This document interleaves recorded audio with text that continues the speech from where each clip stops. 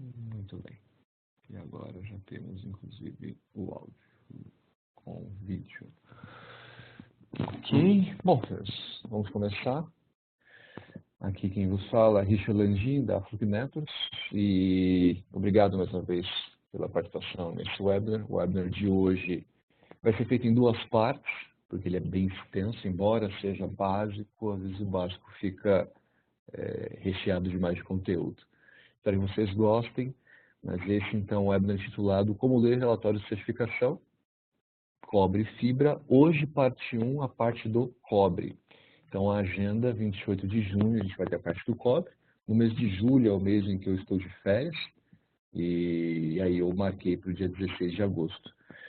Só que no dia, estava programado, né, dia 19, a gente vai fazer no dia 26 de julho, aí quando eu já voltei das minhas férias, então voltei a assumir, embora tenha sido o mês de férias, eu vou assumir então o webinar no dia 26 de julho, só que ele não vai ser a segunda parte da fibra. Como a fibra já estava marcada para 16 de agosto, a gente vai fazer um webinar sobre a integração que veio aí com o pessoal da Braid.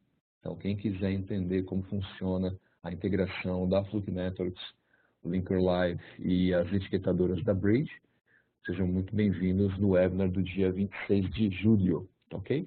E aí, no dia 16 de agosto, a gente volta a se falar sobre esse webinar de como ler o seu certificação, mas aí para a parte de fibra ótica, ok? Em ambos a gente tem a parte básica de leitura do teste e depois ambos a gente abre com mais detalhes, ok? Vamos lá, parte de cobre. Introdução à Fluke Networks, quem nós somos, líder mundial nos equipamentos para certificação, resolução de problemas de instalação, principalmente para os profissionais que têm uma rede de alta performance, ok? Por que certificar? Basicamente porque ao unir os componentes de uma determinada categoria de cabeamento, a gente está falando de cobre, né? Não necessariamente o resultado será um link dentro daquela categoria, até porque existe a ação humana, né? Obviamente que em alguns casos existe também a ação humana em os processos construtivos dos componentes, mas no final de tudo precisa-se de um instalador que vá unir, por exemplo, o jack e os cabos para montar o link. E esse link, para ser garantido que ele realmente esteja dentro daquela categoria, a certificação é o documento válido para que esse link receba a chancela da categoria pertinente. Okay? Outros pontos é que, se você não faz isso, você não recebe pelo trabalho. Gerentes de rede que ficaram com uma rede não certificada vão reclamar de muita retransmissão. Você vai pegar naqueles logs de switch ou roteadores, erros de CRC e SS, tanto da parte de cobre quanto da parte de fibra, são esses os contadores, você sabe que os pacotes estão sendo destruídos fisicamente, tá ok? E é óbvio que você pode utilizar acabamento mais barato, desde que ele cumpra os requisitos mínimos de performance, tá ok? Então, chancela é a certificação. Muito cuidado com quem oferece um desconto para não emitir um documento de certificação, tá ok? A garantia SOIDIO é algo que deve ser o padrão no mercado. Esse é um resultado de teste. Então, aqui a parte de cima de um relatório de teste, é basicamente a maior parte das informações a gente vai verificar no próprio cabeçalho, ok? Então, essa é uma certificação. E a primeira pergunta é, e aí, o teste passou? Sim, o teste passou. Segunda, qual foi o limite de teste?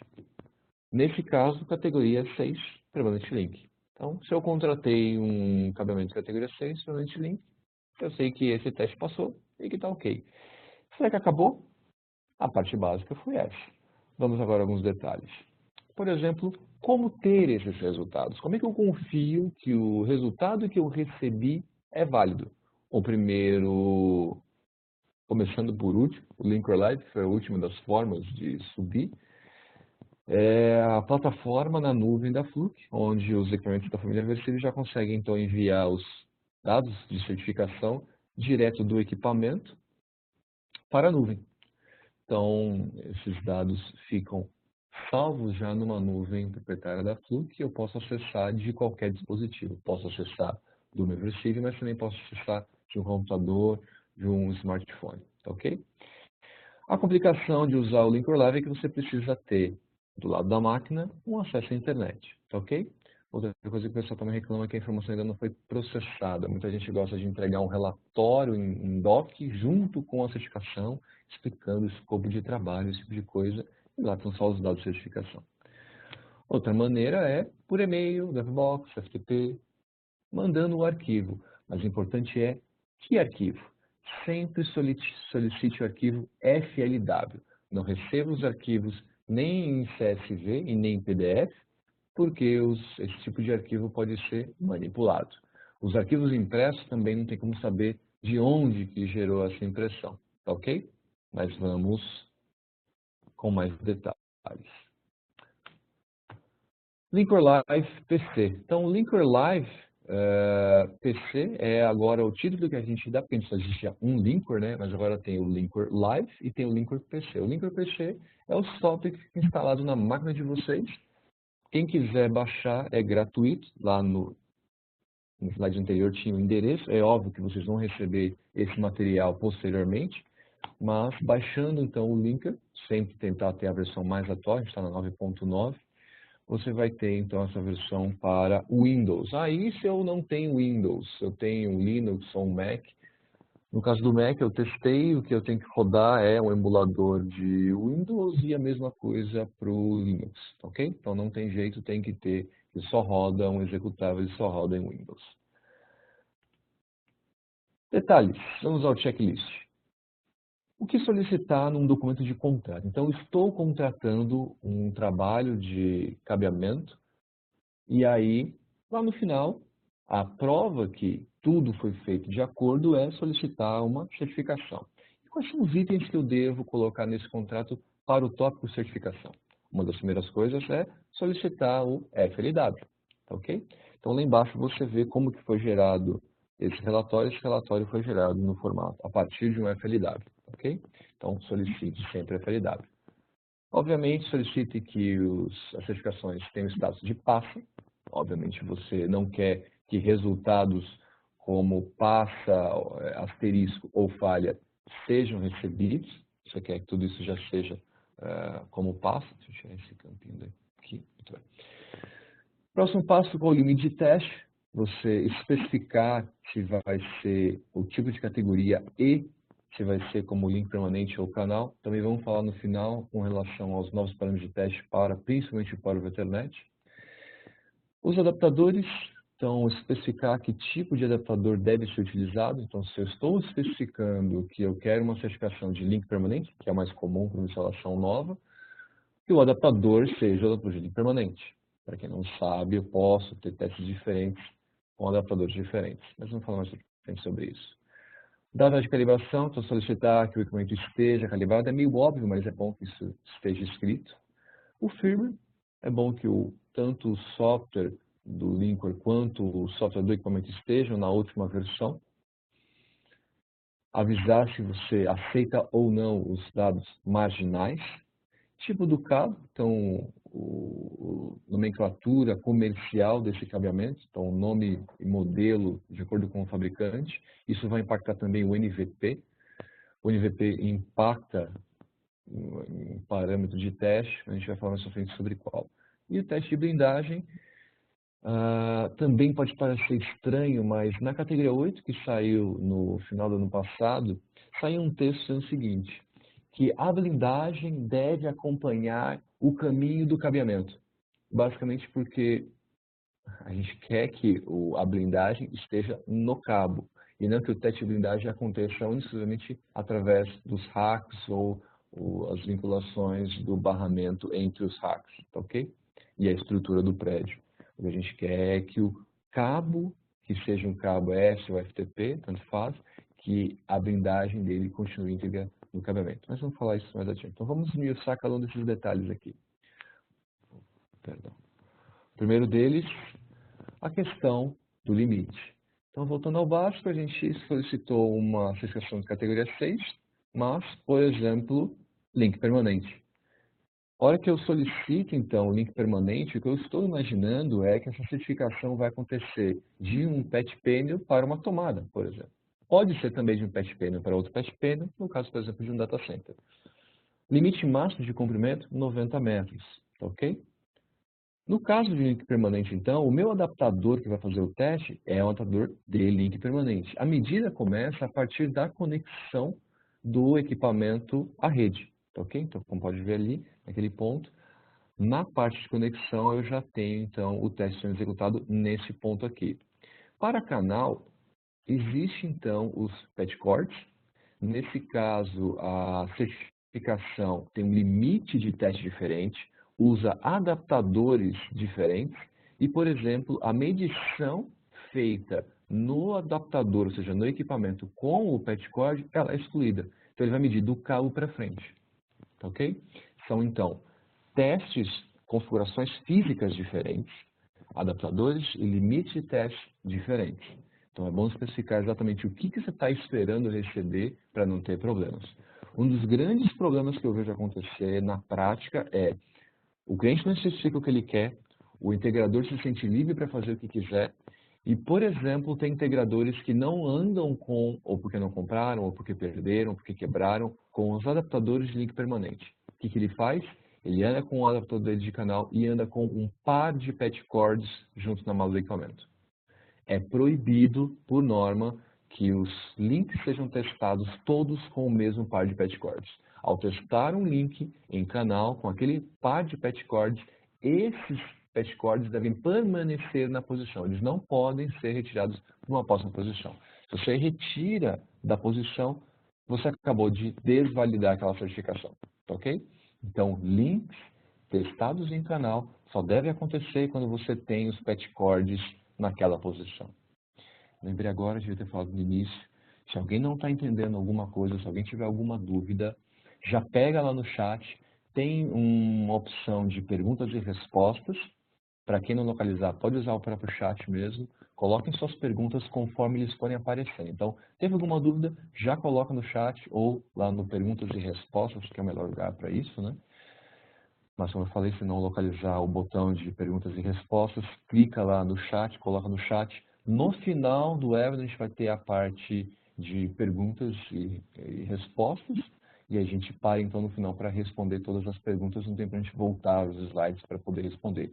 Mas, imediatamente, ao ver alguma pergunta, já coloca aqui a sua pergunta para não esquecer de perguntar no final. Tá ok? Muito bem. Qual equipamento foi utilizado? Preciso especificar qual equipamento eu quero para essa certificação? Bom, fica meio estranho exigir um determinado equipamento de um determinado fabricante, mas, por exemplo, pode ser solicitado que o equipamento esteja em linha, ou, no mínimo, que o equipamento tenha a sua calibração válida. Nesse caso, qual foi o equipamento? O equipamento foi um DSX5000. O DSX5000 é o equipamento da versão nova, mas também vejo que o adaptador era o de link permanente. Nesse caso, nós que eu tenho um equipamento agora DSX8000, um equipamento mais atual, quais foram os adaptadores que foram utilizados? De canal. CHA, são adaptadores de canal. Aqui um DTX 1800, também com seu adaptador de canal. A gente sabe também que no dia 1º de julho, a família DTX não só já tinha saído de linha em 2015, mas agora também sai de suporte. Então, as últimas calibrações válidas para a família DTX vão acontecer até o dia 29 de junho, que é, então, amanhã. Então, quem não mandou os seus equipamentos para calibrar, mandem hoje, porque amanhã é a última data de entrada de DTX para ser calibrado. Depois disso, a fábrica deu o prazo apenas de um mês para que o Estevam pudesse finalizar os trabalhos e no final de agosto ele tem que retornar esses calibradores de volta para a fábrica, tá ok? Se ele não fizer isso, ele é descredenciado. Então não é culpa dele, se ele não pode mais calibrar os equipamentos, a culpa está toda na fábrica, tá ok? Então quem não fez, o faça imediatamente, porque amanhã é o último dia de entrada dos equipamentos para a calibração da família DTX. Então, a gente já sabe que no dia 1º de julho, teoricamente, a gente pode não ter mais DTX com validações de calibração rodando, tá ok? Como a gente falou, a entrada vai ser, a última entrada amanhã, dia 29, ainda vai ter mais um tempo para o Estevam fazer as suas calibrações, mas em agosto já não tem mais calibração. 1º de agosto, esses equipamentos DTX, então, não tem mais ninguém com calibração válida no seu equipamento, já que a calibração é válida por 12 meses. Tem um mini-scanner ainda aí rodando, mas com certeza a calibração não é mais válida. DSPs, tem recebido muito DSP nos trade-ins, então está rolando o trade-in. 4.000, 4.100, 4.300, DSP 2.000. Ainda vejo, é sério, ainda vejo algumas certificações no DSP 2.000. É óbvio que ele não tem mais calibração válida. E até DSP 100, Paint Scanner também, os primeiros certificadores do mundo, Paint Scanner e DSP 100, têm os seus testes também sendo feitos, mas o pessoal acaba retirando a data de calibração para que o cliente não perceba que o equipamento não está calibrado. Faz muitos anos que a gente não calibra mais um DSP 100.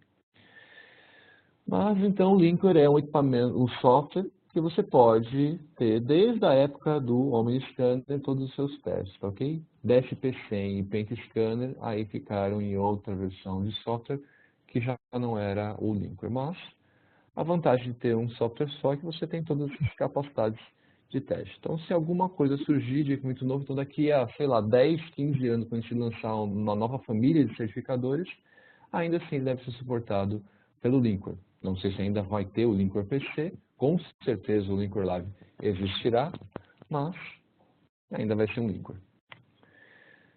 E aí, quais são os adaptadores e os seus limites? Então, nesse caso, eu tenho um categoria 6 Permanent Link com o seu adaptador de link permanente. Então, PLA é a sigla para Permanent Link Adapter e CHA é a sigla para Channel Adapter. Então, se eu pedir link permanente, eu devo receber, então, PLA, adaptadores de PLA. Nossa, mas se o equipamento está selecionado para o limite de teste de canal e eu coloco o link permanente ou estou com o limite de teste de link permanente e coloco um canal, o equipamento não deveria proibir a reprodução do teste? Lá no passado proibia, não mais, foi retirada essa trava para que as pessoas pudessem pelo menos testar. Tem uma condição mínima de saber como é que está a saúde desse cabeamento. Mas essa certificação não é válida, ela só é válida quando o limite de teste é correspondente com o adaptador de teste. Então, se o adaptador de teste não é correspondente com o limite de teste, essa certificação passa a não ser válida. Mas eu preciso ler e ver isso, tá ok? Próximo é a data de calibração. O que acontece, para quem não percebeu, eu vou voltar, o que acontece quando a data de calibração some? Então vejam ali a data de calibração, para quem não percebeu, em cima da unidade principal existe ali a data de calibração para o módulo principal e para o módulo remoto. A gente espera que esteja a mesma data, mas pode acontecer alguém ter vários equipamentos de misturar principal com remoto. Mas o que acontece se essa data some? E aí?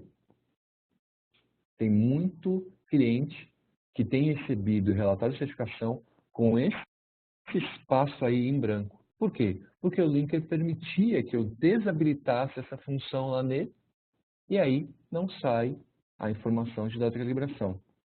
Mesmo assim, se eu recebo as informações através do FLW e não mais impresso ao PDF, se eu pego esse arquivo FLW, vou lá no Linker, vejam só a informação do Linker, lá no canto superior direito, essa informação que está lá no Linker, do equipamento, eu apaguei de propósito o número de série, tá? Porque são informações que vieram de campo. Aqui a gente tem a data de calibração. Então, mesmo que eu não saiba, através aqui da impressão, se eu tenho um arquivo FLW, a informação de calibração está sempre presente no FLW. Não dá para retirar a data de calibração do FLW. E se alguém tentar manipular o arquivo FLW, o arquivo se corrompe, e aí a gente manda para a fábrica, eles conseguem reconstruir o arquivo FLW e toda a informação volta a estar lá. Tá ok? Então não tem como retirar as informações do FLW. Por isso é a maneira mais segura de receber os dados da sua certificação. Muito bem. Nesse caso, eu tinha retirado o teste, mas como é que eu sei se está dentro do prazo ou não de calibração? O prazo de calibração é de 12 meses. Nesse caso, por exemplo, é a minha pegadinha, né? Então aqui está no formato americano, então mês, dia e ano, e não dia, mês e ano. Essa calibração, por exemplo, está válida ou não? Se o teste aconteceu no dia 23 de março e a minha calibração aconteceu no dia 3 de novembro, eu poderia testar os links com esse equipamento até que dia? Até o dia desculpa, eu acabei entrando em pegadinha. Dia 11 de março foi a data de calibração, até o dia 10 de março era o último dia que as calibrações estavam válidas. No dia 11 de março de 2017, elas passam a não ser mais válidas. Como o teste aconteceu no dia 23 de março, posterior então ao dia 11, você então já tem todas as certificações não válidas, ok? E nesse caso, dia 28 de fevereiro, essa certificação então é válida. Então até o dia, como eu falei, dia 10 de março as certificações são válidas. Esse então é uma certificação, por exemplo, válida. Nesse caso aqui, um 5E. Ok? Versão de software. Então ele avisa aqui que o software está na versão 5.0. Ah, será que tem grande mudança de uma versão de software de firmware para outra? Principalmente quando a gente sai de versões diferentes, então versão para 1, versão 2, versão 3, versão 4 e agora na versão 5, tem sim diferenças na norma, tá ok? Então tem grandes diferenças na norma, então é importante que a versão seja a mesma versão de quando eu pedi a certificação, uma certificação válida. Então é importante que, por exemplo, um documento, um contrato de cabeamento, seja colocado lá que seja a versão atual, porque aí a norma pode não ser a atual se eu não estou com a versão de software atual. Como é que eu sei qual a versão mais atual do software nesse equipamento ou para esse tipo de equipamento? Eu entro no site da Fluke Networks, já que eu tenho muito da Fluke Networks, entro no site da Fluke Networks, lá na parte de suporte downloads, eu seleciono a família DSX, e aí na família DSX você vai ver que a versão, hoje, dia 28 de junho, é a versão 5.5, tá ok? Build 2. Obviamente, para baixar a questão do firmware, eu posso clicar aqui, vou baixar, então você veja que tem vários documentos aqui. O primeiro link é o Linkware versão 9.9, para quem já tem e quer só atualizar. A versão 9.9 embaixo é Standalone Install Version, é a versão que já vem todos os softwares auxiliares, né? Por exemplo, o Keystone Reports, o Framework da Microsoft, já vem tudo junto, para quem não tem isso. Instruções para instalação, agora na versão 5.5 também já veio junto o arquivo 9.9. Dados limite de versão, então esse limite lines são as linhas limite. Eu sempre recomendo que você tenha pelo menos um arquivo do limite lines na sua máquina, porque embora você tenha que comprar a norma, das normas, né? Então eu quero comprar a norma TIA, vou entrar no site da ihs.com. Quero comprar a BNT, abntcatálogo.com.br. Quero comprar a ISO, entro no site da ISO.org e aí eu compro a norma. Mas se eu não tenho dinheiro para comprar a norma e eu não quero ter toda a norma, se você entrar aqui no meu site e pegar esse arquivo chamado Limit Lines, esse é o valor de todas as normas. Então eu quero saber qual que é o valor da TIA, o valor da ISO, o valor de todas as aplicações para Next, para frequências, para perda por retorno, para o que quer que seja, baixo esse documento e aí eu tenho todos os limites da norma, tá ok? Mas voltando, é sempre importante que você tenha o circuito atualizado e é sempre importante que se solicite que a certificação seja feita com o equipamento atualizado. Recebi ontem uma certificação de um cliente que estava na versão 4.9. Então, a versão 4.9 ele estava com a versão anterior de firmware. Então, as informações de certificação estavam utilizando um limite de teste de norma anterior. Então, ele estava testando com a TIA da versão 4.9 para 5.0 teve uma migração. Então, por isso que é importante que a versão seja mais atualizada. De 5.0 para 5.1, 5.2, 5.3, são pequenas atualizações, pequenas correções, mas não são grandes alterações de norma. Por exemplo, biblioteca de cabeamento ou alguma correção, alguma coisa que pode ter sido colocada errada no meu software. Então, bugs que podem ter corrigidos vão sofrer correções nos releases, tá ok? Mas versão, é imprescindível que a versão não esteja errada, tá ok? É óbvio que é melhor quando a versão é a mais atualizada, porque já tem todas as informações dos fabricantes, com NVPs corretos e tudo mais, bugs não vão acontecer. mas para efeito de receber, né, a certificação, é importante que a versão seja a mais atual. Quando você coloca o equipamento para conectar, ele também, através do Linker Live, vai verificar qual é a versão mais atualizada do firmware dele. Quando você coloca num PC com o Linker PC e esse Linker PC está conectado também à internet, o Linker PC também avisa que existe uma versão mais nova para o seu equipamento. E o evento também avisa sobre a data de calibração, quando que vai expirar, tá ok? Muito bem. Então, alguns dias antes, 60 dias antes, ele já começa a avisar que o seu certificador está prestes a vencer a calibração. Histórico dos firmwares. Para quem quiser saber o que foi colocado em cada versão de firmware, lá na minha base de conhecimento, ou Knowledge Base, né? Entra lá no site Fluke Networks, na parte de suporte, vai ter acesso à base de conhecimento da Fluke, que tem muito artigo muito bacana. E aí você também vai ter o Release Notes, ok? Muito bem. Resultado marginal. O que é o resultado marginal? São esses asteriscos, tá ok? Por norma, não existe resultado marginal. Quem criou o resultado marginal, quem criou o passo asterisco, falha asterisco, foi a Fluke, para que desse a transparência de que o seu teste está perto demais do limite da norma. Mas como é que eu sei se tem ou não um limite? Uma forma muito rápida, se você já recebeu o arquivo FLW, abrindo no teu Linker PC, você clica na barra de status, lá no topo status, que você clica, ele vai ordenar por status, então todas essas colunas são ordenáveis. Quando você clica então na parte de status, ele vai ordenar por status.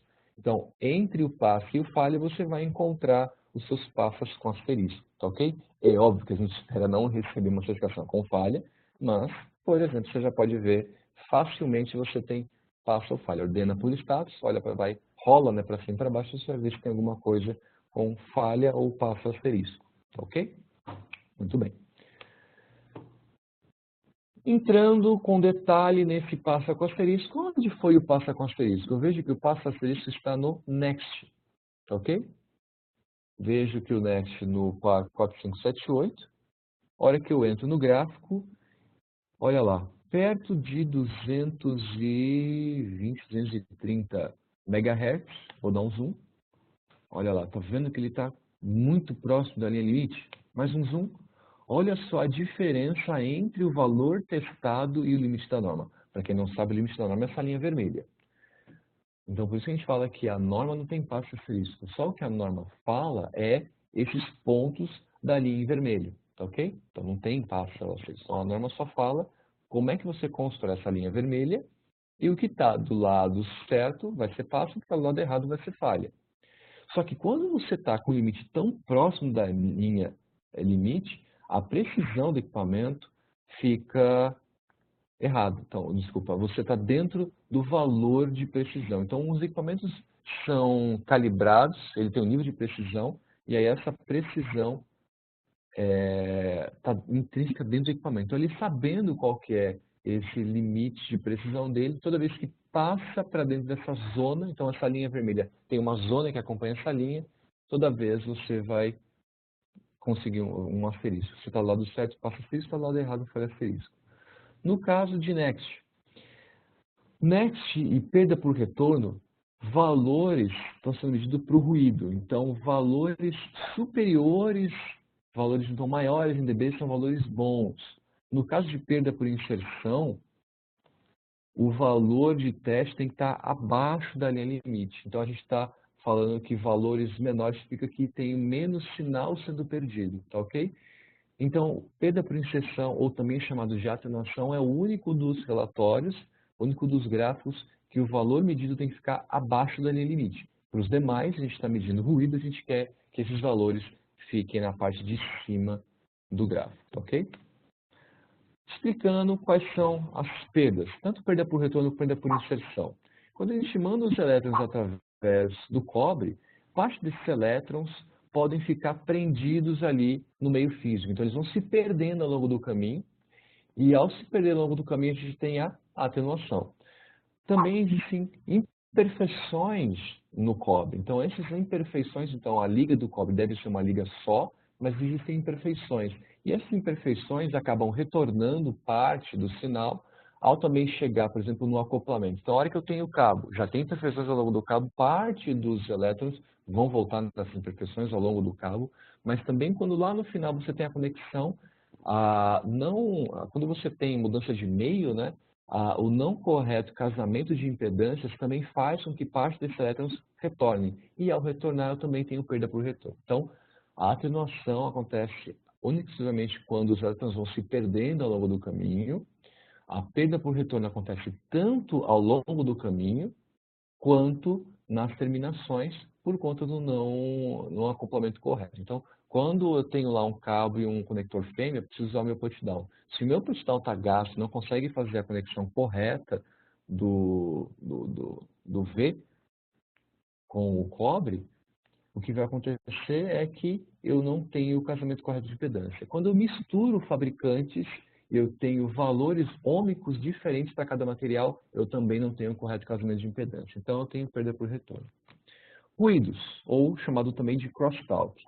Eu vou ter o sinal sendo enviado. A hora que o sinal é enviado, eu tenho esses elétrons induzindo através do campo eletromagnético excitando elétrons no cabo ao lado. Então, quando eu tenho cabos vizinhos, então eu tenho um par mandando o sinal, tem um outro par tentando receber esse sinal, só que ao enviar o sinal por um cabo, o campo eletromagnético acaba excitando energia e acaba gerando sinal no outro cabo. Dependendo do sentido desse campo elétrico, eu posso mandar sinal para a origem ou para o destino. Quando eu mando para a origem, eu tenho meu next. Quando eu mando para o destino, eu tenho meu fax. Então, quando eu estou gerando sinal, por exemplo, aqui do meu lado esquerdo, estou recebendo sinal também do lado esquerdo, é chamado de next, é a sigla para Near End Crosstalk. Sempre o XT é a sigla para crosstalk, né, que é ruído, e o near end é próxima fonte emissora. O FACT é a sigla para far end crosstalk, que é a sigla para, então, o ruído na ponta extrema à minha fonte emissora, tá ok? Então, é só uma explicação básica do que são os ruídos. Então, o ruído está acontecendo de um par para o outro, isso é ruído. É obviamente que pode ter ruído externo ao meio também sendo inserido ali no material, principalmente quando a gente tem ambientes muito ruidosos, né, ambientes fabris, ambientes que tem muito maquinário, você pode também ter ruído externo. A certificação também vai validar que esses ruídos não estão inserindo dentro do cabo e estão gerando perda de pacote no cabo, tá ok? Muito bem. Que tipo de cabo foi usado?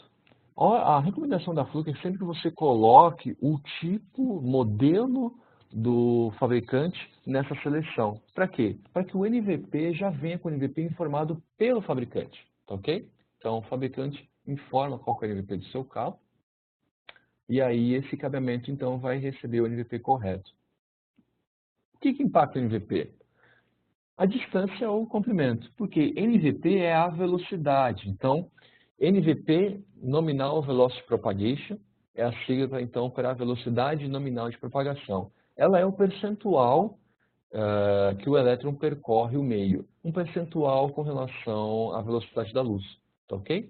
Então, obviamente, um cabo que tenha um NVP de 100% significa dizer que o elétron percorre na mesma velocidade da luz, tá ok? Ele não tem nenhuma perda. Obviamente, isso não existe, né? Mas, então, cabeamentos melhores vão ter NVPs melhores. Limite. Para canal, lembrem que eu falei que o limite de canal é de 100 metros? Vejam aqui que você tem 101.4. Ué, se o limite é 100 metros, 101 é menor que 100 metros? Me perdi aí nessa matemática. Não é bem isso. 101 continua sendo maior do que 100 metros, só que a norma que especifica a construção dos equipamentos de teste de campo permite uma tolerância de 10%.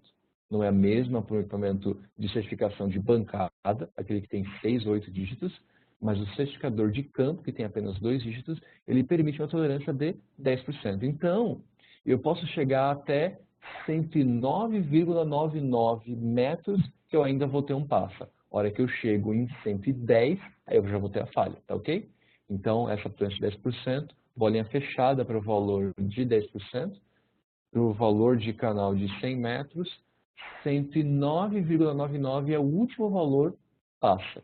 110, falha.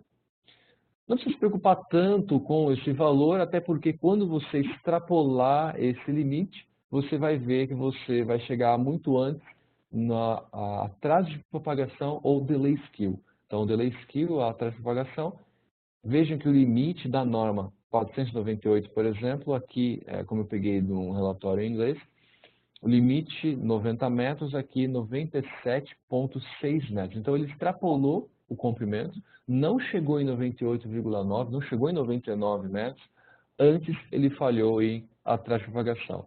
Então, normalmente, você vai falhar antes em atraso de propagação. Na ISO, ela não, principalmente nos primeiros limites, eu não sei se já corrigiu isso, mas a ISO não especifica valores de comprimento, ele coloca só valores de resistência. Valores de resistência são os valores no padrão da ISO e, por consequência, na ABNT, que se espelha, se valida através da ISO e não da TIA, os valores de resistência estão inseridos, ok? Então, o atraso de propagação é normalmente o parâmetro que vai falhar antes de que o comprimento falhe, tá ok? Então, não se preocupar muito com o comprimento. Quer dizer então que eu posso especificar uma rede para ter mais do que, no caso de link permanente, mais do que os 90 metros, ou no caso de canal, mais do que os 100 metros? Não. Se você especificar, basicamente você está criando um projeto já falho pela norma, e quando você fizer a certificação, lembrem que o cabo vai ter um comprimento. Eu vou instalar com esse comprimento. E esse comprimento é o comprimento do PVC. Lá dentro, o cabo está trançado. Ao ficar trançado, o comprimento do meio elétrico sempre vai ser maior do que o físico.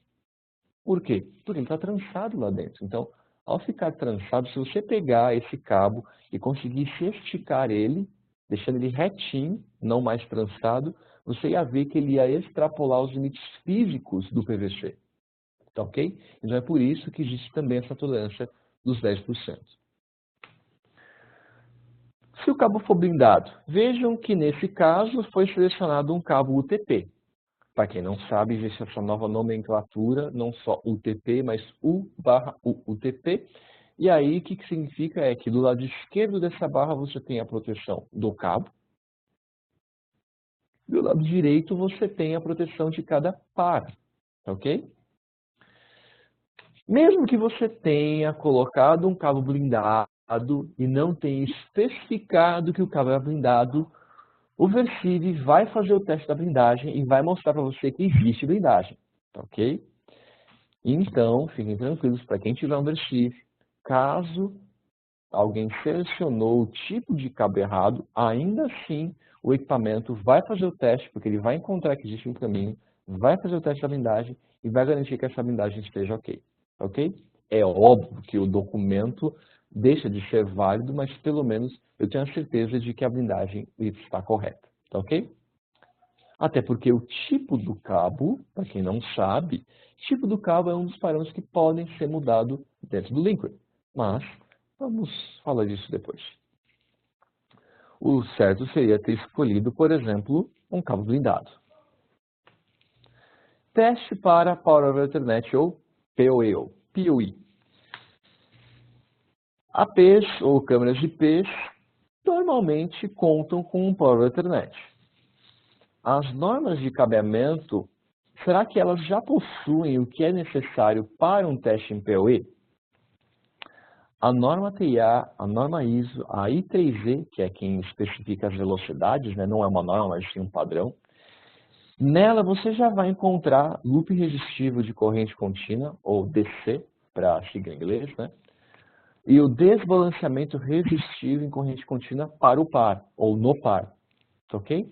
Então, as normas de cabeamento, e a I3E e a ISO, todas elas já especificam valores tanto para o loop resistivo quanto para o desbalanceamento resistivo do par.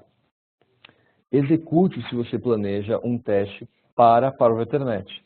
Então, se você está contratando um cabeamento, especifica que você quer que os limites, tanto de loop resistivo quanto de desbalanceamento resistivo em corrente contínua, estejam presentes nos seus testes. Tá ok? Como é que funciona o desbalanceamento resistivo? Então, vamos primeiro explicar como é que é o loop resistivo. Então, o loop resistivo em corrente contínua é a soma do valor ôhmico dos dois cabos. Então, o valor da soma desses dois cabos é o loop resistivo. Tá ok? O desbalanceamento resistivo é, então, a subtração entre esses dois valores.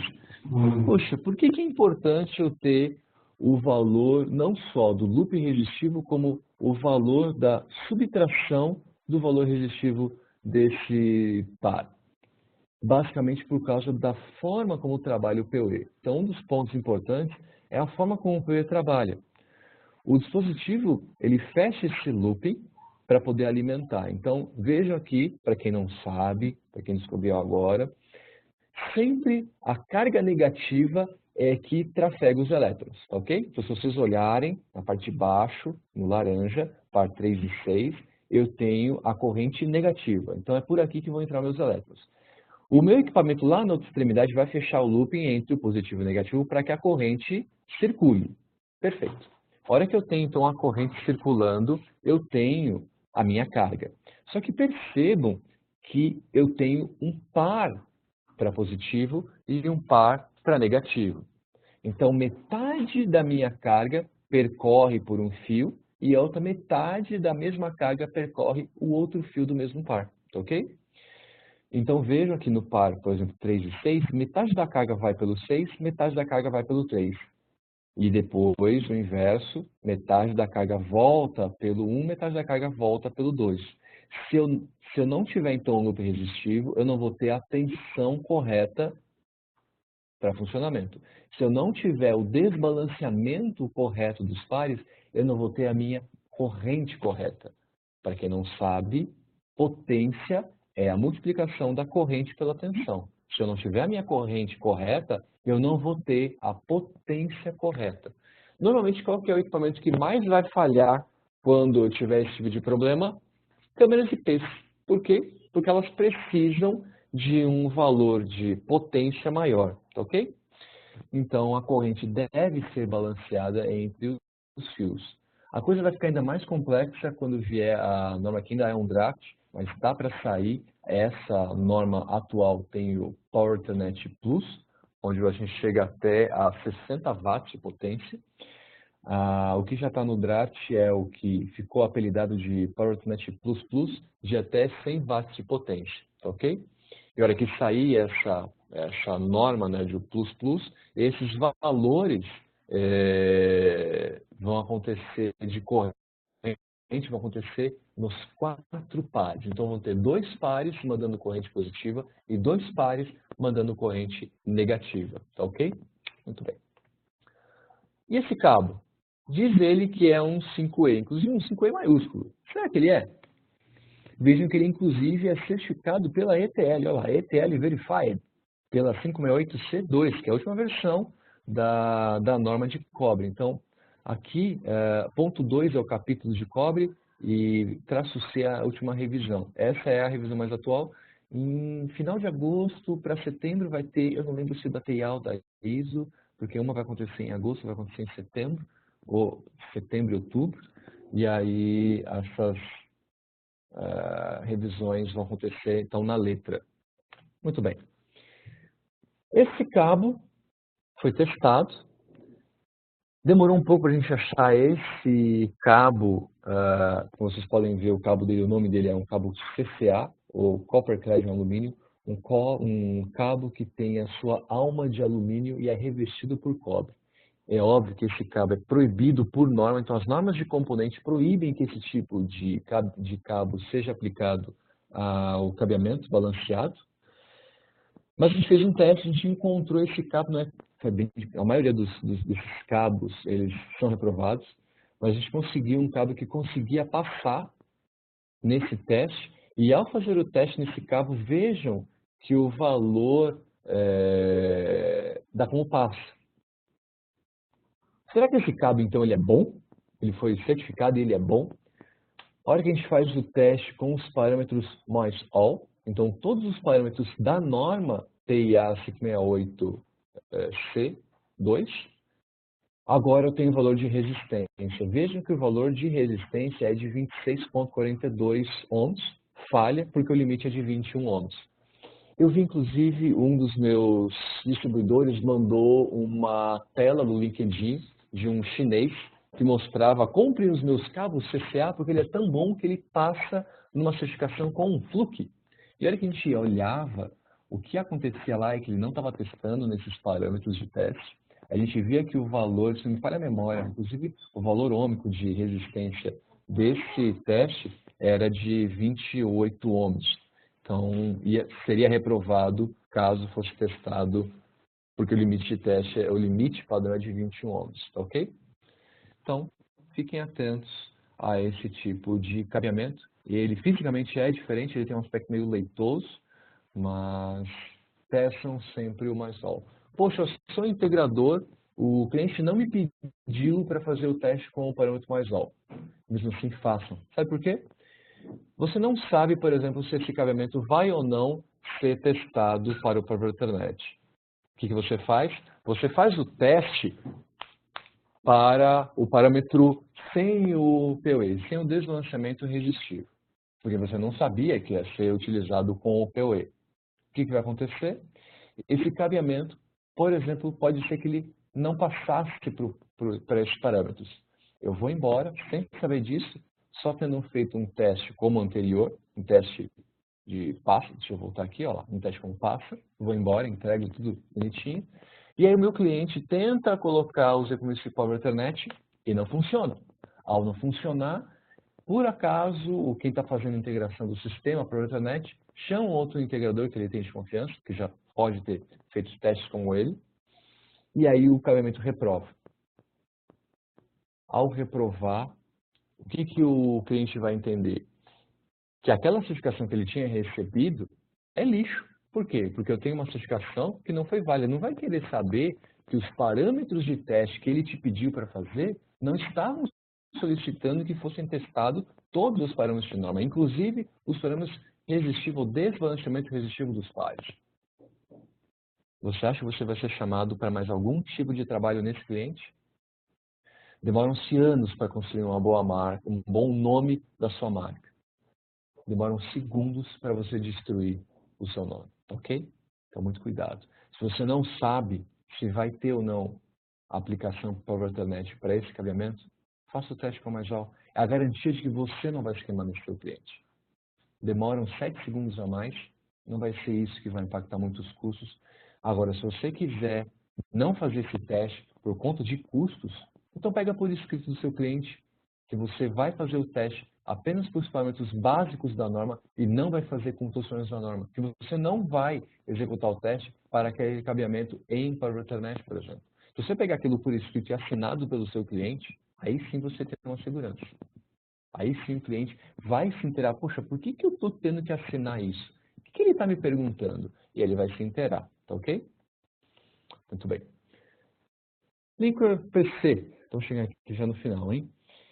Então, o Linker PC é o nosso software que roda no computador. Ele foi projetado para armazenar todos os resultados de teste e formatar os resultados de acordo com a norma. Então, existe também uma norma TIA que organiza como as certificações devem ser formatadas. O software se preocupa com isso. Ele pode receber os arquivos FLA do TFT. Ele permite algumas alterações de formatação, como eu falei. O tipo do cabo pode ser mudado, o ID do cabo pode ser mudado, o limite de teste pode ser mudado, mas ao fazer isso, o teste vai receber lá no final um RC de recertificado. E aí você vai saber que ele foi recertificado pelo software, do Linker. Será que é válido? Será que não é válido? Não sei. A mesma coisa que a gente falou lá no início, de olhar o cabeçalho e ver o limite do teste, o adaptador de teste, os parâmetros de teste, tudo isso, tudo aquilo que a gente já falou de cabeçalho, data de calibração, versão de software, tudo isso se aplica, mesmo na recertificação. Eu normalmente, metade das certificações que eu recebo, que o pessoal me liga, me pergunta, já recebi aqui um relatório que tem esse RC. O que significa? Ah, que foi recertificado. Ah, será que está válido? Será que eu posso receber esse recertificado? Não sei, deixa eu olhar. A maioria eu reprovo, normalmente porque os limites não condizem com os adaptadores, com a data de calibração, seja com o que for. Mas lembrem-se de sempre receber o arquivo o quê? FLW, ok? Linker status, então, os status do linker já fazem parte desde a versão 7.0, já estamos na versão 9.9, né? Então, desde a versão 7.0, o linker status, que era um software pago, passou a ser integrado gratuitamente no Linker PC. O Linker também permite que você, além de ter os resultados desse equipamento, você também pode atualizar o seu equipamento através dele. E você também consegue baixar os resultados que estão lá na nuvem para o seu Linker PC, tá ok? Também dá para criar os IDs no Linker. O Linker Status está nesse botãozinho do lado do disquete. Meu filho nem vai saber o que é esse disquete, mas clicando nesse gráficozinho aí, você vai habilitar o Linker Status. Para que serve o Linker Status? Para você ter uma maneira estatística dos seus relatórios. Uma maneira muito prática, muito rápida de você ter o quê? O sumário dos seus testes.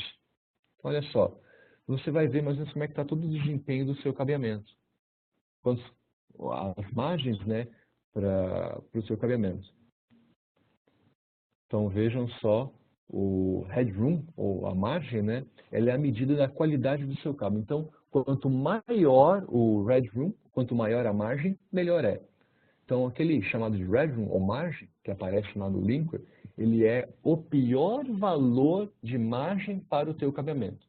Porque os valores são testados ao longo de vários valores de frequência diferentes.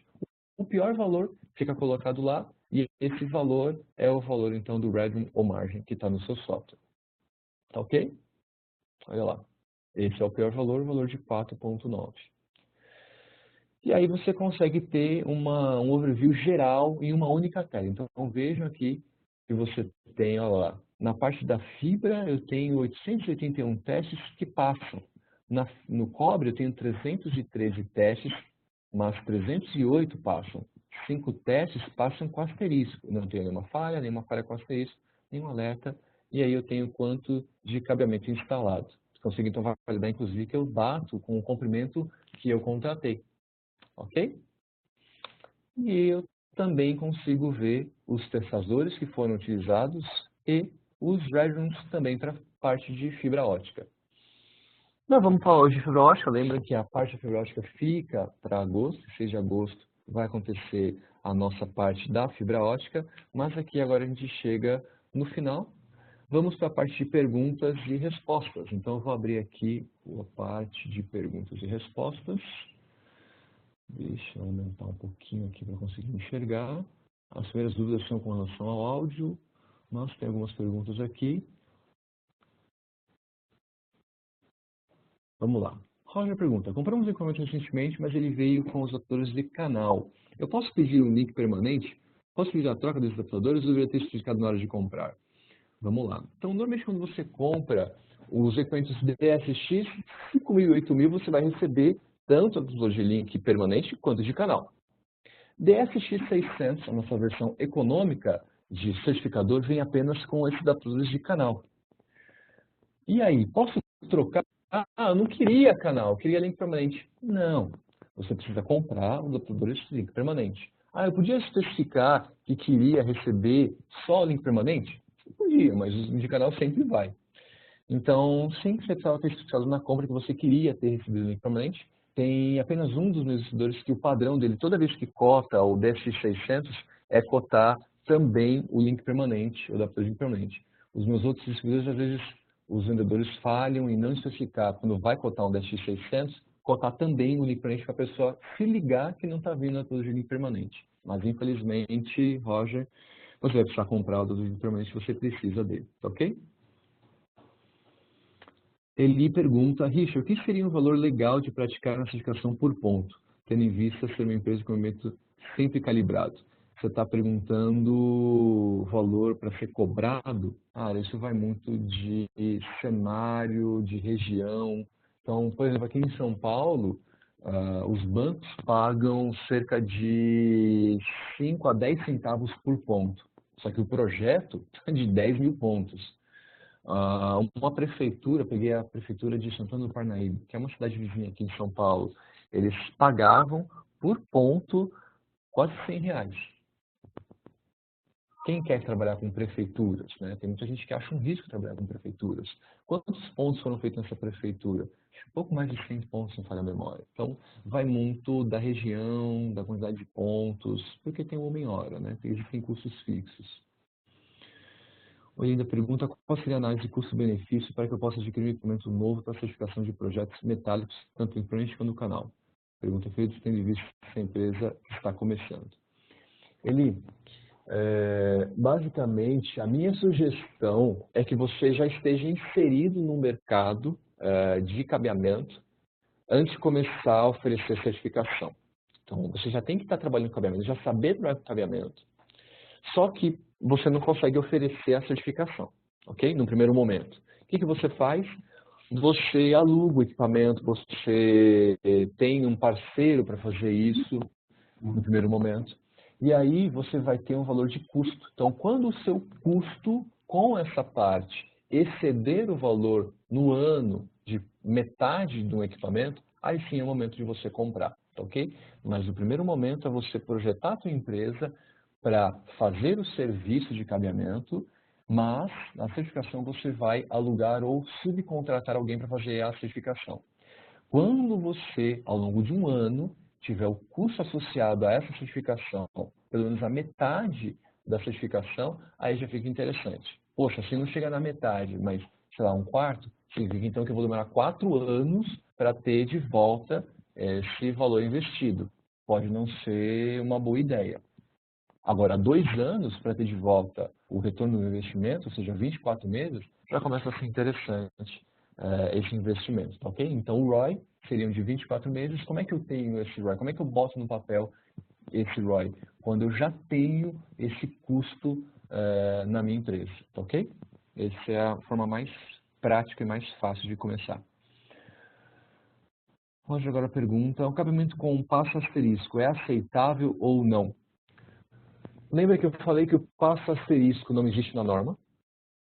Ele é, então, uma coisa criada pela Fluke para mostrar se o cabeamento está dentro da imprecisão do limite de teste. Então, existe uma imprecisão para o equipamento quando essa então, linha limite, a hora que eu boto uma faixa de imprecisão nela, toda vez que entra nessa zona, vai entrar o asterisco. Bom, aí a próxima pergunta é, se você está pagando por um cabeamento, você gostaria de receber um cabeamento que está perto demais da imprecisão do equipamento para passo ou falha? Eu não pagaria por esse cabeamento. Agora, alguém pode entrar nessa discussão, a gente costuma brincar que é a conversa com advogados, para querer saber se aceita ou não. Se você não especifica no documento que aceita ou não, pode virar uma briga judicial. Se é válido ou não o passo asterisco. Até porque, na norma, não existe passo asterisco. Ou é passa, ou é falha. E aí? É uma discussão que pode ou não dar ganho de causa para o integrador ou para o cliente. Então, é sempre importante que seja especificado se é para aceitar ou não um passo com asterisco, tá ok? Então, é uma zona aí de conflitos, como eu falei, conversa de advogados, isso é uma negociação judicial, não é legal. Basicamente, se você entrar numa briga judicial com um cliente, basicamente você nunca mais vai trabalhar com esse cliente, tá ok? Então, muito cuidado com o que você for fazer. Bons integradores colocam, normalmente pedem para os clientes colocarem isso no contrato, por quê? Porque ele limita o Zanet. Zanet é o nome daquela empresa pequena que nem consegue, nem tem um certificador, nem consegue trabalhar direito no mercado, tá ok? A gente apelida esse cara de Zanet. Recebi um certificado novo de um prédio com muitos cabos com falha em next e return, mas meus equipamentos funcionaram, conectaram à rede. O que pode acontecer? Quais problemas podem ocorrer? Se você pegar então esses pontos que receberam o falha ou passo asterisco, você vai ver que eles estão com uma quantidade de retransmissão muito grande. Então entra lá no teu switch, entra lá no log do switch, espero que você tenha um switch gerenciável, né? Se você não tiver, não vai ter jeito. Mas se você tiver um switch gerenciável, entra lá no log do switch, entra no log dessas portas, pede para ver o status, você vai ver que você vai ter uma quantidade absurda de erros de CRC ou FCS, que são as retransmissões. Talvez o seu equipamento não tenha lá os erros de CRC ou FCS, né, separadinhos, bonitinhos, talvez tenha lá só retransmissão, você vai ver que ele vai estar retransmitindo demais. Então a tua rede, que era para rodar lá, sei lá, 1 GB, vai estar performando uma velocidade real muito abaixo de 1 GB, talvez até metade, tá ok? Então, é isso que acontece quando você não certifica ou tem uma certificação ruim. Equipamentos de sistema de detecção de incêndio podem ser lançados na infraestrutura do equipamento estruturado sem gerar problemas de certificação? Pode, não tem problema nenhum. Então, esse tipo de, a gente chama de sinalização, né? Esse cabeamento pode utilizar um cabeamento de par trançado. Tem muito equipamento que utiliza inclusive o Ethernet, o RJ45 lá, para trafegar. Outros usam protocolos proprietários que não são Ethernet, usam conexões diferentes, então o pessoal usa até o cabeamento, mas na hora lá abre os pares e coloca direto em tipo borneiras, né? Aí prende nas borneiras os fios, parafusa e o sistema está ligado. Mesmo assim, eu posso sim certificar que esse cabeamento, quando eu uso esse tipo de sinal, ele usa muito menos do que o cabo permitiria. Então, nesse caso, eu posso ainda funcionar mesmo que uma certificação dê falha. Por quê? Porque eu estou trafegando informação, uma quantidade de informação muito menor do que eu preciso, tá ok? Então, a hora que eu vou testar para uma categoria TIA ou ISO, eu estou testando toda a capacidade desse cabeamento. Quando eu testo uma aplicação, eu estou testando um valor específico de velocidade. Então, por exemplo, categoria 5E. Categoria 5E é que eu testo pela categoria 5E, Permanent Link, por exemplo. Eu estou testando toda a capacidade do meu cabo em categoria 5E. Esse cabo pode rodar 1 GB? Pode. Por exemplo, 1000 base TX. Ela é uma velocidade possível no 5E. Mas é a capacidade máxima do 5E? Não. Um cabeamento 5E pode, inclusive, rodar 2,5 e até 5 GB. Então, entrou agora as novas velocidades do N base T, de 2,5 e 5 GB base T. E pode ser que um cabeamento 5E rode E. Como é que eu faço para garantir que isso vai rodar? Eu tenho que fazer agora, além da certificação, eu tenho que também fazer o estagiário em crosstalk, mas o que a gente certifica, quando é categoria, a gente certifica toda a capacidade de link.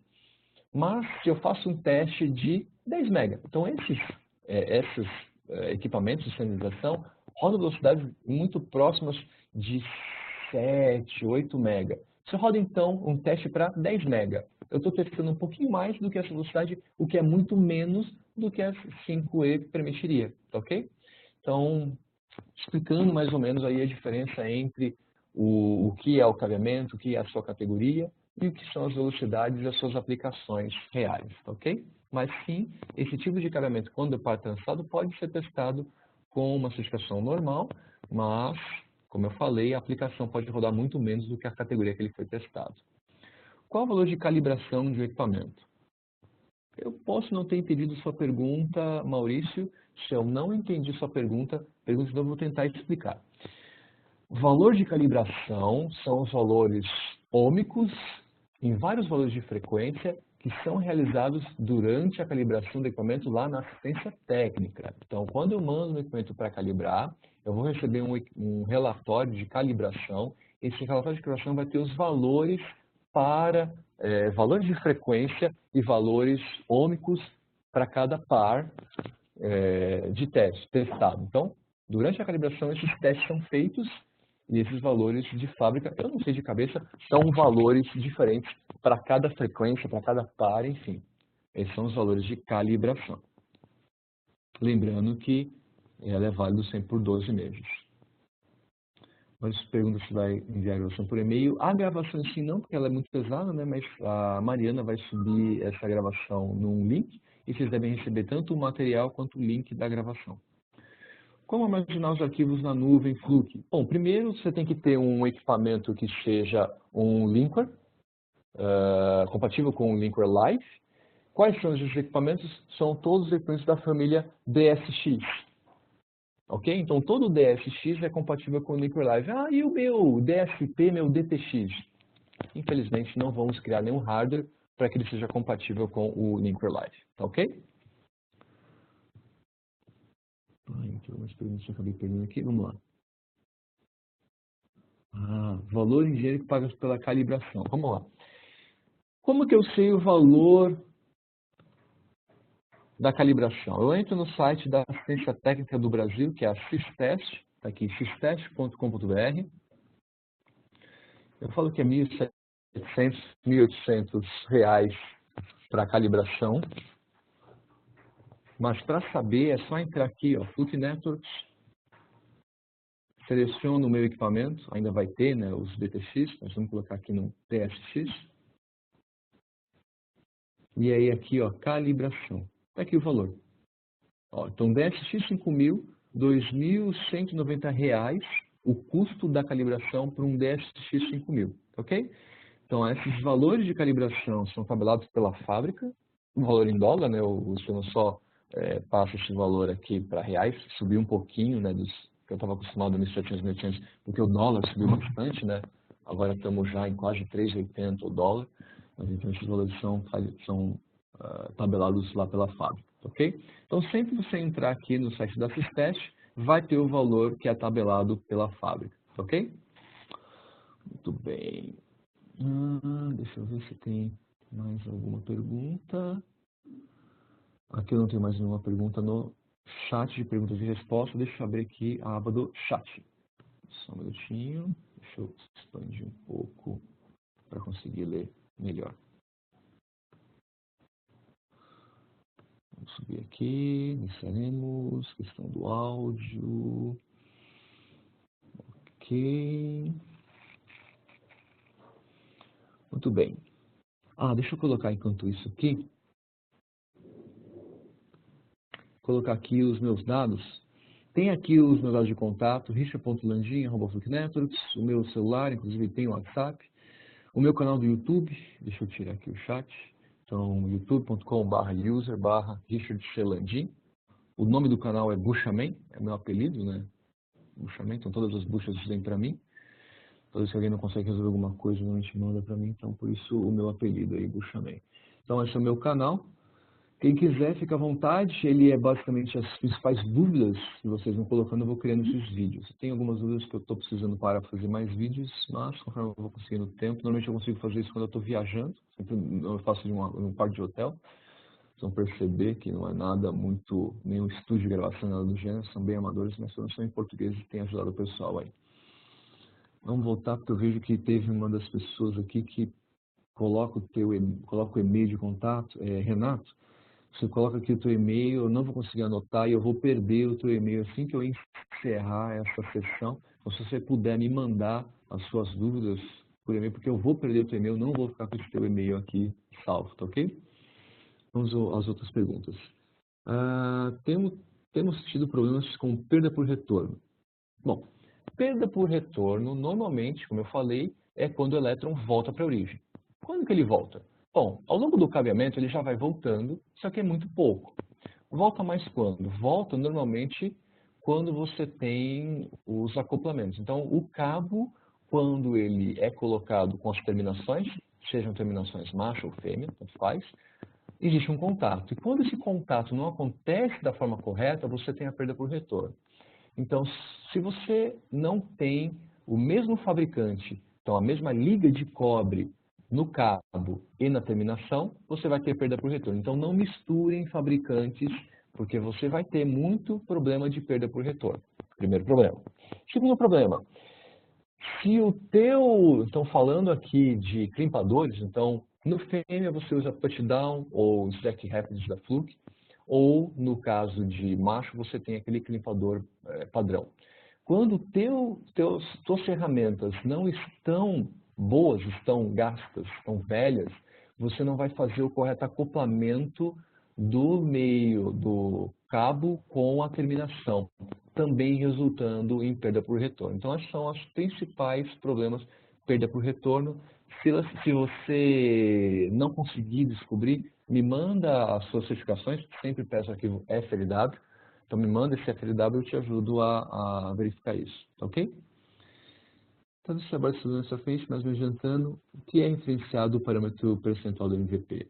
O NVP, então, como eu expliquei, é o percentual com relação à velocidade da luz. Então, esse percentual, se 100% significa que o elétron trafega nesse meio na mesma velocidade da luz, então é sempre um percentual menor. E ele é a velocidade nominal de propagação do elétron, ok? Ele impacta no comprimento. Já que ele é a velocidade, né? Tempo vezes a velocidade, eu tenho a distância.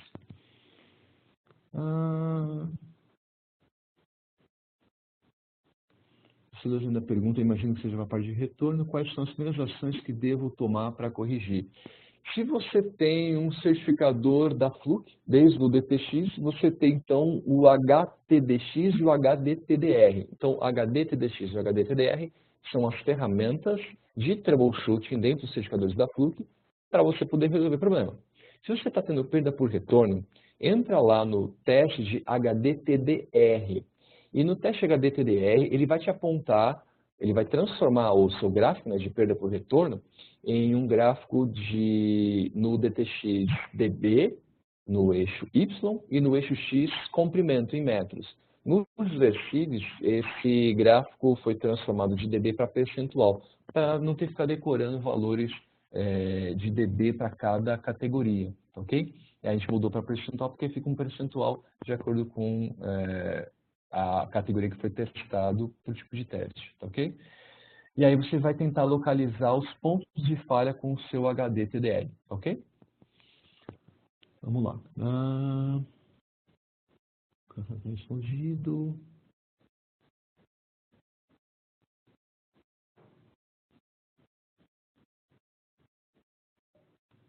Carlos pergunta se vai ter acesso à gravação do vídeo. Sim, você vai receber então o link.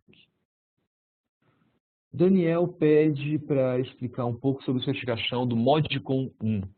Então, o que é isso? Não tem na norma a certificação para um cenário onde eu vou ligar, por exemplo, uma câmera IP.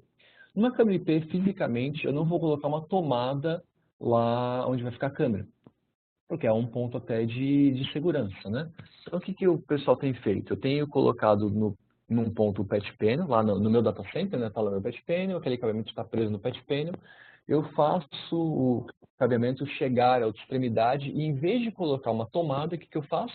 Eu coloco um conector macho. Eu já pego aquele cabo que é sólido e coloco um conector nesse cabo sólido. Primeiro ponto. O conector Icebox normal, Icebox que ele parece um cubinho de gelo, né? Convencional que a gente acha no mercado, ele pode ser utilizado com cabos sólidos? A resposta é não. Ele não, o conector padrão Icebox não pode ser utilizado em conectores sólidos. Existe um conector específico macho para terminações com cabo sólido, ok? Então, aquele cabo, aquele conectorzinho que o pessoal compra aqui em São Paulo, região de Santa Efigênia, né?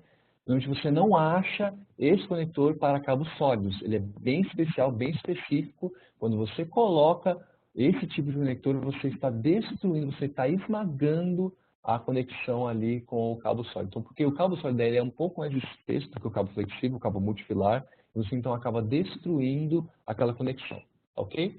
Próximo ponto. Se eu tenho do lado o patch panel, eu vou testar ali com um adaptador de link permanente, porque a conexão lá é fêmea.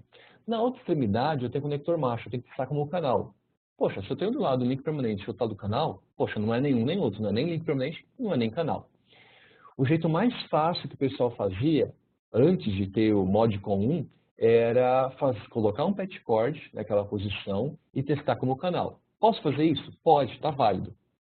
Se eu testar como link permanente, e não usar, né, o patch cord, ou seja, usar o limite de link permanente, usar um adaptador de link permanente numa ponta, mas usar o adaptador de canal na outra ponta. O que está acontecendo? Eu estou excluindo aquele teste, aquela conexão no ponto de canal do meu teste. E aí? Então não existe nada na norma, por norma tinha que fazer uma tomada.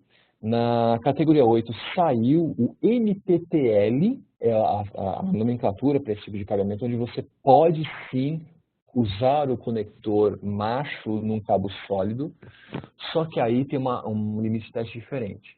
Mas a Bixi criou um documento, criou parâmetros de limite de teste que são intermediários entre link permanente e canal, e usando o teste em Modcon 1, o conector único modificado, você então pode utilizar de um lado o link permanente, do outro lado do canal e fazer esse teste, tá ok? Então, com o limite de teste da categoria que você quer, com o Modcon 1, você consegue fazer o teste de link permanente e canal, adaptadores diferentes, e com um limite de teste intermediário. Então, a linha vermelha para canal, a linha vermelha para link permanente, elas são diferentes. Esse modcon ela fica exatamente na metade entre os dois, ok? E aí, lembrando, ele não é um valor de norma, então norma é ISO, TIA, BNT, não é norma, ele é só um parâmetro que a Bixi colocou, tá ok? Pode ser válido? O cliente que assume se pode aceitar ou não, então é bom que esteja no contrato, tá ok? Qual o impacto do parâmetro IL, que é Insertion Loss, perda por inserção ou atenuação? Ele é o valor da atenuação. Então, conforme os elétrons vão se perdendo no teu cabeamento, você vai perdendo o sinal. Então, seu sinal vai ficando fraco ao longo do cabeamento. Então, se você está perdendo o sinal, você começa a não conseguir transmitir corretamente, tá ok? É bem difícil falhar nesse parâmetro de perda por inserção. Normalmente isso falha quando o cabeamento é ruim, a qualidade do teu material é ruim, normalmente. Mas ele também, quando você tem principalmente mau acoplamento, né, o elétron não consegue passar corretamente por aquele meio. Então, imagina, eu tenho 50 elétrons querendo passar. Chega numa conexão que está ruim, o que vai acontecer? Eu já falei sobre a perda por retorno. E aí, como os elétrons não conseguem passar, grande parte retorna, mas e quem passou? Passou muito pouco, né? Então, dos 50, só 10 elétrons passaram. Poxa, 10% é muito pouco. Então, isso é a perda por inserção, isso é a atenuação, ok? Mas, normalmente, como eu falei, normalmente quando o pessoal está usando material ruim. Aí, material ruim do cabeamento e material ruim de ferramenta. Se resume a isso. A última pergunta, também do Fábio. Nossa, vi agora uma pergunta gigante aqui, deixa eu subir. Por que isso ocorre geralmente no comprimento excessivo do cabo, mas outros testes passam uma boa margem, tanto RL quanto NET? Bom, basicamente porque quando você tem cabos longos, você tem uma atenuação maior, né? Então, perda por inserção, perda por retorno é a atenuação. Cabos mais longos vão atenuar mais. Existem 5 parâmetros para atenuação, ou perda por inserção, que são frequência. Então, toda vez que aumenta a frequência, eu aumento a minha atenuação. A temperatura, quando eu aumento a temperatura do meu cabeamento, eu também aumento a minha atenuação. E as 3 mais importantes, a terceira mais importante é comprimento. Então, toda vez que eu tenho um comprimento longo, eu atenuo mais, ok?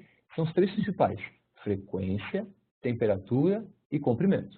Quais são as outras 2 não tão importantes, que variam só 2% e 3% as duas? A condutividade do material e a resistência do material, ok? Então, esses outros 2 parâmetros interferem muito pouco o parâmetro de atenuação. Que mais? O Fábio da pergunta: sei que não os melhores cenários, os limites da norma, mas tive um caso recente que um dos pontos tinha 106 metros e o cliente não quis colocar a fibra. O que fiz? Passei um cabo categoria 6 de um determinado fabricante, considerando um dos melhores, fiz o teste em CAT6 e somente no parâmetro Insertion Loss apresentou problemas. Mas para efetivar o ponto, fiz como 5A e passou no limite com valor bem mais alto. Bom, você me fala aqui qual é a marca que você usa, eu não posso falar a marca que você utilizou. Realmente esse é um bom cabeamento, Fábio, mas sim. Como eu falei, você normalmente falha em outros parâmetros, normalmente o propagation delay, a transpropagação, perdão, é o parâmetro que normalmente falha antes que o parâmetro de comprimento falha, mas não tem jeito. Infelizmente o seu cabo está atenuando mais do que deveria, infelizmente não tem o que fazer para resolver esse problema. O que você pode fazer é tentar fazer a melhor conexão possível nas terminações, né, desse cabo. Então o cabo é muito bom, o cabo que você está usando é um cabo que eu conheço, um cabo de excelente qualidade. Garanta que você está usando as mesmas terminações desse fabricante, espero que sim. E aí você garante que você tem uma ferramenta boa, um bom punch-down para você fazer esse teste. Outro parâmetro que você pode fazer é, se você usar o parâmetro de canal, que é um limite mais frouxo ou mais brando de teste, com os petcords da posição, lembra que tem que ser da posição, também fica sendo um parâmetro válido e por isso você deve conseguir um passo testando como canal. Tá ok? Tudo bem, vamos continuar. Por exemplo, né? O Fábio fez esse teste, o link tinha 106 metros, tá ok? Como link permanente. Desculpa, ele fala aqui como canal, não é? Não, ele não fala, mas vamos supor que fosse link permanente. Se a link permanente fosse 100 metros, não ia ter jeito, ia falhar em tudo, mesmo na tolerância. Já como canal, está dentro da tolerância, então ele ficaria salvaguardado por esse parâmetro. Se fosse 106, link permanente, ainda tivesse que colocar patch cords. Se o patch cord fosse, por exemplo, dois patch cords de 2 metros, 4 metros, eu chegaria nos 110. E talvez fosse um pouquinho menor do que 110 metros, talvez um patch cord de 1 metro, eu já ficaria dentro, então, da tolerância dos 10%. Tá ok? Então, fica aí a dica, Fábio, com relação ao teste. Fábio está usando put-down e jack rapid da Fluke, então, se você está usando todos os cabos e terminações desse fabricante, você está usando os meus put-downs, sim, você tem as melhores ferramentas, não vai ter muito jeito, cara. Como eu falei, a única dica que eu te dou é fazer o teste como canal, com os patch cords de 1 ou 2 metros no máximo, para poder ter o valor como passa. Mas o cliente pode não aceitar, porque ele pode querer como link permanente, mas ele assumiu esse risco ao querer um link que não dá para ser menor do que os 100 metros.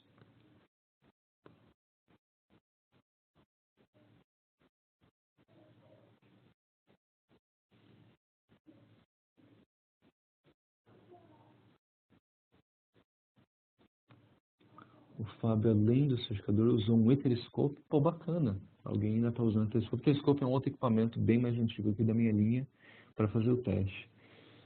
Ok, bom, você conseguiu resolver o problema. O problema está resolvido, mas para quem passar por cenários semelhantes, ficou a dica aí de como fazer os testes, como resolver os problemas.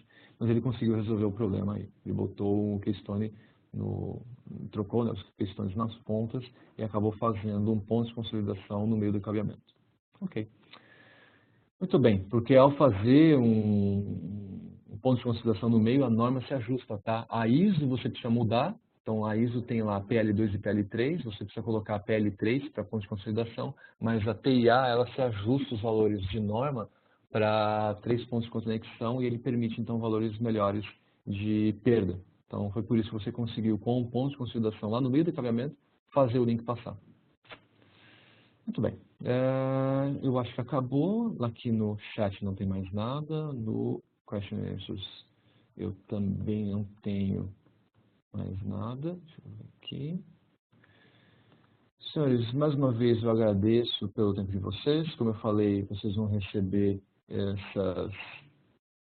aqui tem mais coisa, tem mais perguntas. Vocês vão receber os da gravação, mas eu tenho mais algumas perguntas. Essas... vamos lá. Você pode dizer um pouco sobre aquilo? Ok, o Daniel mandou de novo no perguntas, que eu ia colocar no chat. O pessoal está tendo problemas com o cabeamento de uma entrada do fabricante. Eu não posso falar, como eu falei aqui, a marca e o modelo do fabricante. Ele está testando com o DSX5000. Paulo, sem saber exatamente o problema, não tem como. Eu vejo que você fala que é para o Nginx, mas o Nginx é ruído. Eu teria que ter acesso, Paulo me manda os arquivos FLW que eu tento te ajudar, tá ok? Mas se tem um arquivo FLW, não tem como dizer qual é o problema que está acontecendo, tá ok? Maurício pergunta, crosstalking, quando é detectado, qual a maneira de evitar? No crosstalk, uso o HDTDX, então lembra lá do HDTDX e HDTDR? Quando o pessoal estava tendo com perda por retorno, eu falei para usar o HDTDR. Se você está tendo problema de crosstalk, seja ruído, seja nexo, seja fax, usa o HDTDX. O equipamento vai te avisar aonde está, a quantos metros está o problema. E aí você vai localizar os problemas de acordo com o ponto. Normalmente, então, quando que você tem um problema de ruído? Quando você destrói o trançamento.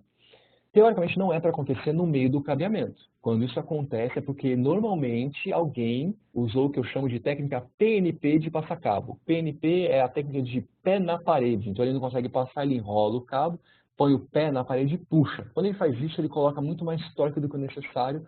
O trançamento do cabo acaba sendo destruído lá no meio do cabeamento.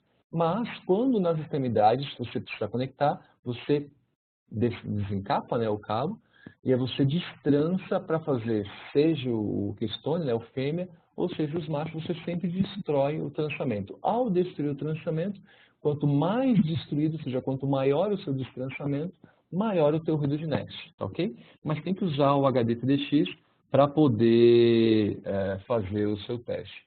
O Fábio está achando engraçado o PNP. Fábio, eu descobri semana retrasada uma nova técnica de PNP lá em Goiânia. Tem um integrador que tem a técnica PNPL. É o pé na parede com linguinha. Ele põe a linguinha, morde a linguinha e ele fala que tem mais força ainda do que o pé na parede.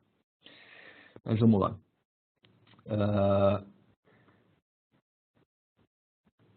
Que mais? Podem ser outros parâmetros, podem ser outras coisas, tá?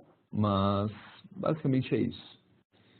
Estamos tendo os problemas, ok, isso aqui eu já respondi. Ok, o equipamento, inclusive na biblioteca, está falando que teve lubrificante no cabo. Então, quando você coloca lubrificante demais no cabo, você acaba destruindo a proteção PVC, a espaçamento dos cabos e, em alguns casos, inclusive, a umidade pode ser interpretada, não chega a ser água, mas essa umidade faz com que o valor de ressonância da frequência seja a mesma. E aí os fluidos sejam mantidos em todo o cabeamento, tá ok? Acabou aqui. No perguntas também tem mais coisa.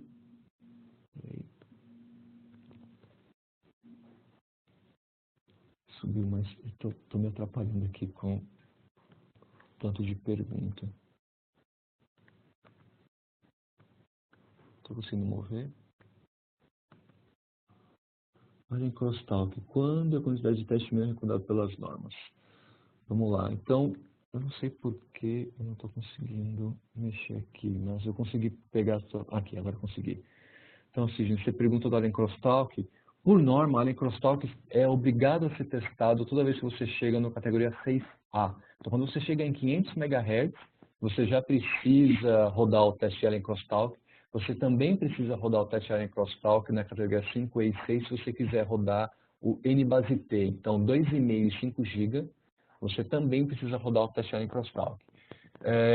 Quantidade de teste mínima, eu não vou lembrar agora de cabeça a norma IEC. Existe uma norma, não tem na TIA, mas tem uma IEC da ISO, que especifica o plano de teste para o limite Allen Crosstalk.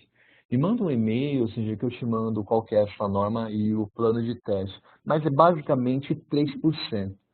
Então, se você tem um link, você tem uma rede de 100 links, você vai testar, vai certificar os 100 links, por exemplo, em 6A, é obrigatório no Allen Crosstalk.